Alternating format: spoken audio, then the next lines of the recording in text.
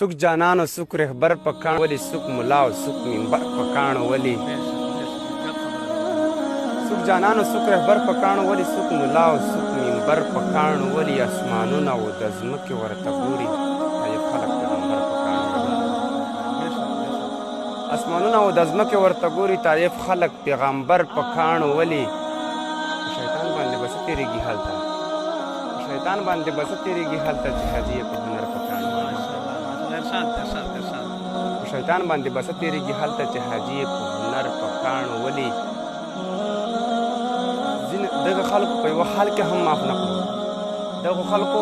په یوه حال کې هم معاف نه کړو څوک مو غم څوک مو پکان ولي